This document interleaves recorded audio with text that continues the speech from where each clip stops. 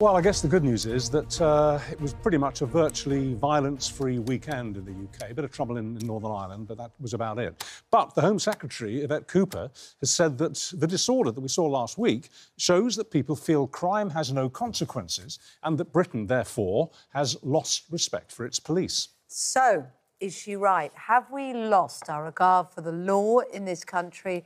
And how can it be restored? Well, former Chief Superintendent of the Met Police, Dal Babu, says the police have been disrespected by many Home Secretaries, and that disrespect has now trickled down to the public. And Solicitor Britton, who says it's a load of nonsense and there's no reason to believe this country has a broken relationship with law enforcement. Let's come to you first of all. So the brand new Home Secretary says we've lost that for police. But you say, presumably, previous Home Secretaries have caused that. Yeah, that's right, Kate. If you look at what Suella Braverman said, I mean, she talked about the police being biased in its policing of demonstrations. She openly argued with police chiefs, and it was quite disrespectful. And I think that's trickled down to the public. The confidence, the level of confidence in policing has never been lower. And it's not just the usual people who have that lack of confidence. Black people, Asian people, young people, gay people. It's across the board. You know, middle-aged women in their 60s. I was at a dinner table the other night complaining about how their respect for the police has been reduced. Now, obviously, we know that 99% of all police officers do a heck of a good job under terribly difficult conditions. That's right. And often with massive funding issues. But there have been some very high-profile stories about individual police officers who have, in some cases, broken the law themselves, and in other cases, behaved appallingly. And those cases have hit the headlines. Do the police themselves have to take some responsibility in that broken trust? No, absolutely. So Wayne Couzens, David Carrick, I mean, there are other police officers whose crimes were so appalling that it shook the foundations of confidence in the police.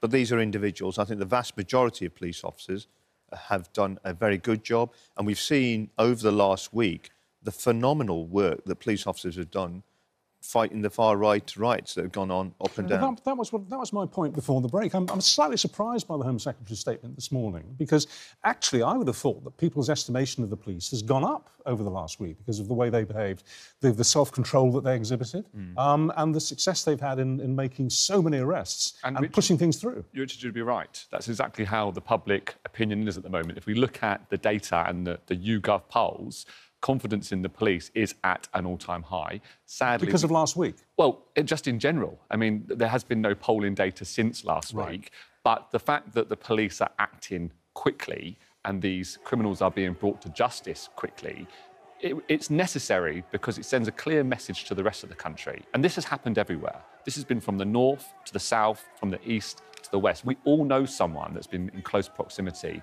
to a riot, a cousin or a friend or a relative.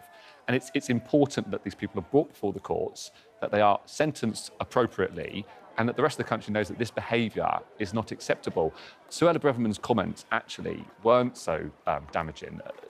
Trust in the police is at an all-time high. It's roughly 70% on the scale. Confidence in the police is high. Over 60% of people believe just that they will untrue. be... I'm not. If you check the YouGov data, you'll see over 63% of the public believe that they will be treated fairly by the police, regardless of where they come from. How would you counter that? No, I think you can't pick and choose which bits of the statistics but you've just said today that you have confidence in the police. I have confidence. I think the police are doing a phenomenal job. But I think they are as well. That's true. But the problem has been they have been disrespected by Home Secretaries like Suella Braverman. And what she said, and she openly fought with the police chief. Give us an example of something specific that you're referring to in terms of disrespect. OK, so Suella Braverman says when the police were dealing with demonstrations, she said the police favoured certain groups. This idea of two-tier policing. Yeah, and that shows she say, well, the police have been far too hard on the far right. In fact, she emboldened the far right to come out to some of the demonstrations. We've had quite a few people contacting us, viewers contacting us this morning, saying it would be good to be able to see a few police out on the beat to disrespect, because we don't see them anymore. And that's the problem. And that's certainly true. That's what we saw last week. You don't see bobbies on the beat in the way that you used to. And I'm just thinking of my area of London. There are now 4 police stations which are up and running until about 15 years ago. They're all now blocks of flats. I mean, the police presence on the high street isn't just simply Richard, no longer that's there. precisely the point, you see. When you've had such huge austerity cuts, 20,000 police officers cut, 18,500 police. No, that's not right. That's and then not right. The 20,000 police officers, and we're now replacing the 20,000 police officers that we're now replacing. We're now having many of them leaving in their first 2 years. So the reality, we've got to stick to the facts here. And the facts are that 20,000 cuts has had a massive impact. I don't know a single person who hasn't had dealing with police and been disappointed with their investigation. No, I've sat in this studio. Like car thefts, burglary. Yeah, so people will say, I've sort of had my phone nicked and it's in this particular address. Can you go to that address? And the police haven't gone there. So that's a reality. You know, I'm not here to attack the police. I think the police, what the police have done in the last 10 days is nothing short of phenomenal, right? But the reality is, when you've had such huge cuts, when you've had the leadership from the Home Secretaries being so poor, that you need a reset. And I think what we're now seeing is we've got the grown-ups in the room, we're having this sensible conversation about ensuring that we have respect for our police with the resources back. Why is any of that wrong?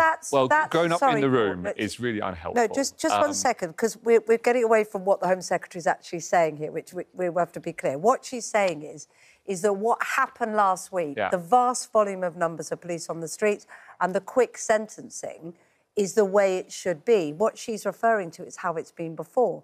And how do we manage to keep that? That's the problem. Yvette Cooper is saying that there is an attack on the rule of law, which is just not right. I mean, if we're saying that different groups are being policed differently, well, then that is not right, because one of the principles of the rule of law is that everybody is... No, that's right. But I think she's using the rule of law to grab headlines. She's not using it with its true meaning. In terms of police numbers, if there's been a cut of 20,000 officers, well, we're still doing really well, because there's over 171,000 police officers in this country. In the 90s, there was 100,000. We've almost doubled in numbers of the police. In fact, they're at an all-time high at the moment. So why do we never see them? And sadly, look, it's priorities, isn't it? And as we've seen, when the public are at risk, and we're at risk from this rioting, they will come down on it very quickly. Swift, quick justice. What the police, where their resources are allocated at the moment, is policing things like Facebook and Instagram. Okay. So they are policing, but they are policing things that we don't visually see so much. And I think that is where, and I'm sure your member of the public didn't mean they want to disrespect the police if they see them out. No, they were being ironic. Yeah. They were making the point. But there are a lot of police that, you know, the presence at the moment is very visual. All right, we're going to have to end it there. Thank you both very much indeed for coming in.